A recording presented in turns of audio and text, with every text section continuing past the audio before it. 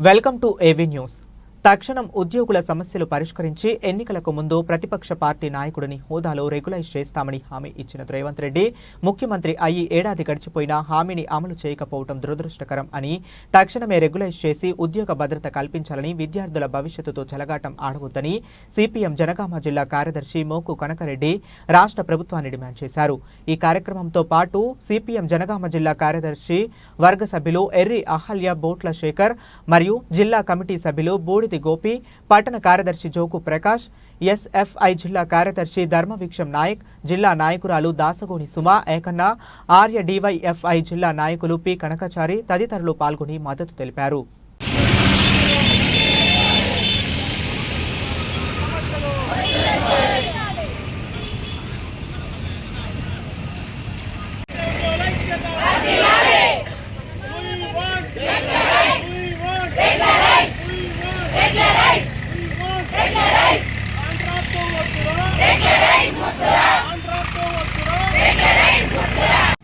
న్యాయమైన డిమాండ్స్ కోసం పోరాటం చేస్తున్న మీకు సిపిఎం జనగామ జిల్లా కమిటీ కార్యదర్శిగా మీ అందరూ కూడా ముందుగా సంపూర్ణ మద్దతు తెలియజేస్తున్నా. ఖచ్చితంగా మీరు ఎలాంటి చేయగలగా కోరుకుంటూ సోదరి సోదరులందరికీ కూడా నమస్కారం తెలియజేస్తూ, సోదరులారా, ప్రభుత్వ విధానాల్లో వచ్చినటువంటి మార్పులు అది కేంద్ర ప్రభుత్వమా రాష్ట్ర ప్రభుత్వమా ఈ దేశంలో వచ్చినటువంటి నూతన ఆర్థిక విధానాలు ఏవైతున్నాయో, ఈ దేశంలో వచ్చినటువంటి న్యూ ఎకనామిక్ పాలసీ విధానాలు ఏవైతున్నాయో, ఈ దేశంలో ఉన్నటువంటి వాళ్ళకు పనిచేస్తున్నటువంటి వాళ్ళ శ్రమ దోచుకోవడానికి, దేశంలో ఉన్నటువంటి కార్పొరేట్ శక్తులకు దోచిపెట్టడానికి వీళ్ళు పథకం పెట్టిన విషయాన్ని మనం ముందుగా అర్థం చేసుకోకపోతే, మనం ఎక్కడున్నాము ఎక్కడికి పోవాలని ఆలోచన చేయకపోతే భవిష్యత్తులో కూడా ఇక మనం కాదు మన భవిష్యత్ తరాల పిల్లలు కూడా అనేక ఇబ్బందులు ఎదుర్కొనేటువంటి కార్యక్రమం ఉంటుంది.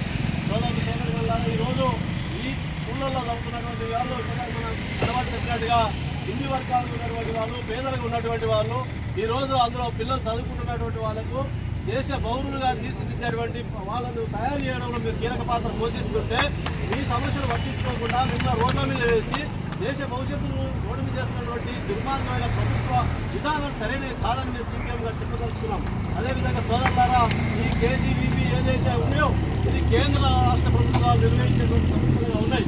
రాష్ట్ర ప్రభుత్వం 40%, 60% ఏదైనా ఇక్కడ రాష్ట్ర కాంగ్రెస్ ప్రభుత్వం ఉంది కాబట్టి ఖచ్చితంగా వాళ్ళు ఏం చేస్తారు, కేంద్ర ప్రభుత్వానికి ఏం చేస్తారనే విషయాన్ని ఖచ్చితంగా ఒక సిద్ధశుద్ధి ఉండాలి, ఒక లక్ష్యం ఉండాలి. ఆ లక్ష్యంతో ఈ స్కూళ్ళను ఇప్పటికైనా డెవలప్ చేయాల్సినటువంటి అవసరం ఉంది. ఈ విధానాల్లో వచ్చినటువంటి మార్పులు విషయ సంస్థలో నేను మొన్న గవర్నమెంట్ హాస్పిటల్కి వెళ్ళినా, అందులో ఇద్దరు సిస్టమ్ జీతం అంటే నాకు లక్ష వస్తాయని చెప్పింది. ఇంకొక అడిగితే నాకు 18,000 వస్తాయి సార్ అని చెప్పింది. వాళ్ళిద్దరు చేసేది గదే సిస్టమ్ పని, వాళ్ళిద్దరు చేసేది గదే ఎల్లు కట్టరు. మరి అంత వ్యత్యాసం ఎంత? ₹1,00,000 ఏంటి, 18,000 ఏంటి, వాళ్ళ కుటుంబం ఏంటి, వీళ్ళ కుటుంబ పరిస్థితి ఏంటి, పెరుగుతున్న ధరలు, కరోనా, నిరుద్యోగం, అనేక సమస్యలు సతమతం ఉన్న ప్రజల కుటుంబాల జీవన విధానం ఎట్లుంది, ఈ దేశంలో 140 కోట్ల జీవులు చాలా మంది ఉన్నారు. అనేది మనం అర్థం చేసుకోకుండా ప్రభుత్వాలు ఈరోజు చాలా తీవ్రంగా ప్రజల్ని హింసిస్తున్న పరిస్థితి ఉంది. అందుకోసమే ఎక్కడ కానీ ఈ కాంట్రాక్ట్ సిస్టమ్ కాదు, ఈ కార్పొరేట్ సెక్టర్లకు దోచిపెట్టే విధానాలు కాదు, ప్రజలకు ఉపయోగపడేటువంటి ఎంతో కష్టపడి మీరు భవిష్యత్తులో ఎంతో భరోసా పెట్టుకొని స్కూళ్ళలో చేరితే భవిష్యత్తులోనైనా నాకు పర్మనెంట్ అవుతుంది, మా జీవితాలు బాగుపడతాయి, నా కుటుంబాలు మెరుగుపడతాయని చెప్పేసి ఒక ఆశతో మీరు ఆ స్కూళ్ళలో చేసి అంతా కూడా మీ శ్రమ, మీ తెలివి, మీ విజ్ఞానం అంతా కూడా వృధా చేసుకున్న పరిస్థితి ఉంది. కానీ మీ విషయాలు అర్థం చేసుకోకుండా ఈరోజు ప్రభుత్వాలు దుర్మార్గంగా వివరిస్తున్నాయి. అందుకోసమే మీరు ఇదంతా కూడా ఆఫ్ ద రికార్డుగా మాట్లాడుతున్నా నేను. అది అందరికీ నమస్కారం. కేజీబీవీ ఉద్యోగులు తెలంగాణ రాష్ట్ర వ్యాప్తంగా మా న్యాయమైనటువంటి డిమాండ్స్ పరిష్కారం చేయాలని చెప్పేసి, ముఖ్యంగా ఉద్యోగాలను రెగ్యులరైజ్ చేయాలని తెలంగాణ కాంగ్రెస్ ప్రభుత్వం మా గతంలో హామీ ఇచ్చింది. వాటిని రెగ్యులరైజ్ చేయాలని చెప్పేసి జేఏసీ ఆధ్వర్యంలో గత 17 రోజుల నుంచి పెద్ద ఎత్తున ఈ కార్యక్రమాలు జరుగుతున్నాయి. జనగామ జిల్లాలో వీళ్ళు నిర్వహిస్తున్నటువంటి కార్యక్రమానికి సిపిఎం జనగామ జిల్లా కమిటీ సంపూర్ణ మద్దతు తెలియజేస్తుంది. సోదరులారా, అదేవిధంగా తెలంగాణ రాష్ట్రంలో కేజీబీకి స్కూళ్ళలో చదువుతున్నటువంటి వాళ్ళందరూ కూడా ఎస్సీ, ఎస్టీ, బీసీ, మైనార్టీ, బడుగు బలహీన వర్గాలకు సంబంధించినటువంటి పేద పిల్లలు, అదేవిధంగా అనాథ పిల్లలు ఈ స్కూళ్ళలో చదువుకుంటున్నారు. వీళ్ళు ఆ స్కూళ్ళలో చదువుకొని భావి భారత పౌరులుగా తీర్చిదిద్దడానికి అవకాశం ఉంది. దానిలో టీచర్స్ కానీ అందులో పనిచేస్తున్న సిబ్బంది చాలా ముఖ్యమైనటువంటి పాత్ర పోషిస్తున్నారు. కానీ ఈరోజు పెరుగుతున్నటువంటి ధరలకు అనుగుణంగా వాళ్ళ జీతాలు చాలని విధంగా ఉన్నటువంటి పరిస్థితి ఉంది. కుటుంబాలను పోషించుకోలేనటువంటి పరిస్థితి ఉంది. కరోనా వచ్చిన తర్వాత మరి ఉపాధి కోల్పోయి చాలా వరకు ధరలు పెరిగి ఈరోజు తీవ్రమైనటువంటి ఇబ్బందులు మరి ఇబ్బంది ఎదుర్కొన్న పరిస్థితి ఉంది. మరి ఇలాంటి వారికి దేశంలో ఉన్నటువంటి బడ్జెట్ కానీ రాష్ట్రంలో ఉన్నటువంటి బడ్జెట్ అనేక అప్రాధాన్యతమైన రంగాలకు కూడా ఖర్చు పెడుతున్నారు. కానీ ఇది ప్రాధాన్యత కలిగిన రంగం, దేశ పౌరులను తీర్చిదిద్దేటువంటి రంగం. ఇలాంటి రంగానికి మరి కేంద్ర ప్రభుత్వం సంబంధించినటువంటి 60% వాటా కావచ్చు, రాష్ట్రానికి సంబంధించిన 40% వాటా ఈ కేంద్ర రాష్ట్ర ప్రభుత్వాలు నిర్వహణ చేస్తున్నాయి. కాబట్టి ఖచ్చితంగా వీళ్ళ సమస్యలు ఇప్పటి కేంద్ర ప్రభుత్వం దృష్టికి పోయింటే రాష్ట్ర ప్రభుత్వం దృష్టికి పోవడానికి అవకాశం ఉంది.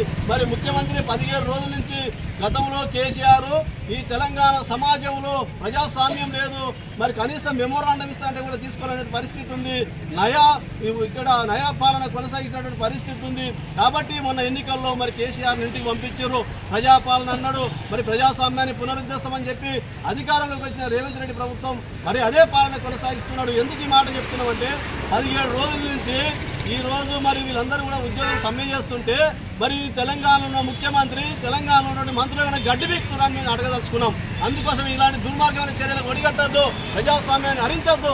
వాళ్ళ న్యాయమైన డిమాండ్స్ ఏందో అడగండి, పిలిచి మాట్లాడండి.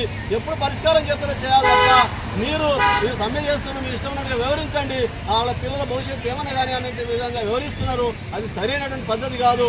అందుకనే సిపిఎంగా కేంద్ర రాష్ట్ర ప్రభుత్వాలు వెంటనే చొరవ తీసుకొని వీళ్ళ న్యాయమైన డిమాండ్, ముఖ్యమైనటువంటి డిమాండ్ వాళ్ళని రెగ్యులరైజ్ చేయడం ద్వారా చాలా సమస్యలు పరిష్కారం అవుతాయి.